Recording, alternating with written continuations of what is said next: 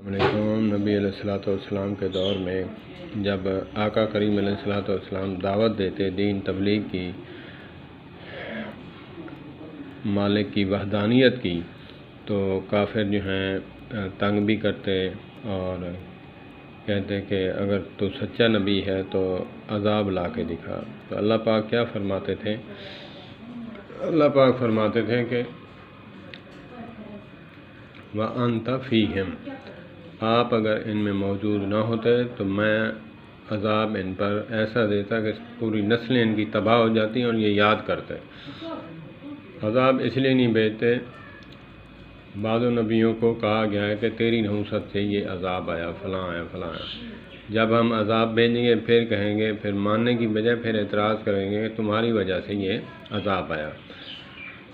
تو آج وہی قاعدہ کلیہ قائم ہے جب اس وقت تھا۔ اگر آج آقا کریم علیہ الصلوۃ والسلام کی سنت کو ہم زندہ کرتے جائیں تو انشاءاللہ اس کی برکت سے جو ہے اللہ پاک ہم سے بھی عذاب ٹال دیں گے۔ نہیں تو ایسے ہی ہوگا، بڑے لوگوں کے بڑے گناہ ہوتے ہیں، چھوٹے لوگوں کے چھوٹے گناہ ہوتے ہیں، تو اسی طرح بڑے لوگوں کو جب سزا ملتی ہے تو ان کا جو اثر ہے مڈل لوگوں پر بھی پڑتا ہے۔ تو اسی لیے ایک کی کھیتی جو ہے وہ جو ہے خراب ہوئی ہے تو دوسرے کی آٹومیٹلی خراب ہو جاتی ہے، کیونکہ ہم اس معاشرے کا حصہ ہیں۔ تو اسی لیے کسی بزرگ نے کہا، یہ سب تمہارا کرم ہے آقا کے بعد اب تک بنی ہوئی ہے۔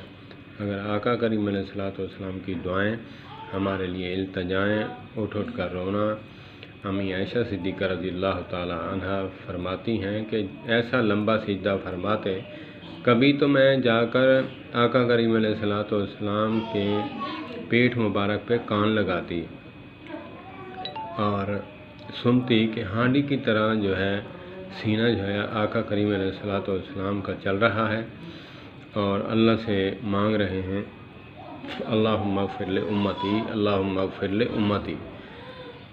تو وہ اٹھ اٹھ کر رونے والا، تو اللہ نے تو نبی کے گناہ رکھے ہی نہیں بلکہ گناہوں سے پاک پیدا کرتے ہیں۔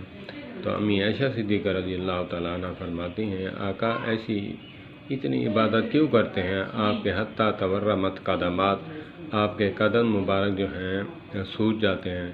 تو نبی مکرم صلی اللہ تبارک و تعالیٰ علیہ وآلہ وسلم پہلے بھی مقرب تھے، اللہ کے حبیب ہیں، حبیب کبریا ہیں، پسند فرمایا ہے پوری مخلوق سے آقا کریم علیہ الصلوۃ والسلام پسندیدہ اور برگزیدہ نبی ہیں۔ تو آپ فرماتے، اے عائشہ افلا اکون عبدا شکورا، کہ میں اللہ کا شکر گزار بندہ نہ بنوں؟ مجھے بھی شکر کرنا چاہیے کہ اللہ نے مجھے یتیم سے اتنا مقام دیا، الم یجد کا یتیمن فآوا ووجدک ضالا فہدی، مجھے ایسی راہ دکھلائی کہ کبھی کسی کو نہیں دکھلائی۔ آج تو یتیم رل جاتے ہیں نا، تو اللہ پاک کا خاص شکر ہے کہ اللہ پاک کا ہاتھ تھا۔ نبی مکرم صلی اللہ تبارک و تعالیٰ علیہ وآلہ وسلم کی پوری دنیا جو ہے وہ شکر گزار ہے، ہمیں کلمہ دے کر گئے، ایسا دین دے گئے کہ جس میں اگر انسان عمل کرے دینی دنیاوی فائدے ہیں۔ اللہ پاک ہمیں مزید توفیق دے عمل کرنے کی، اللہ پاک ہمیں جو ہے مزید عمل پیرا ہونے کی توفیق دے۔ تو اسی لیے عوام الناس کہتی ہے، اکثر لوگ کہتے ہیں کہ جیسے ہم ہوں گے ویسے جو ہے حکمران آئیں گے۔ ان کی بات اس حد تک ٹھیک ہے کہ کیا یہاں جیسے بڑے لوگ، میں نے کہا بڑے لوگوں کے گناہ بھی بڑے ہوتے ہیں، تو غریبوں کے گناہ اتنے ہی ہوتے ہیں جتنا وہ مال رکھتے ہیں یا پھر جتنی طاقت رکھتے ہیں۔ تو ان کے پاس نہ ہونے کی، کچھ نہ ہونے کی وجہ سے وہ گناہ تک پہنچ ہی نہیں سکتے۔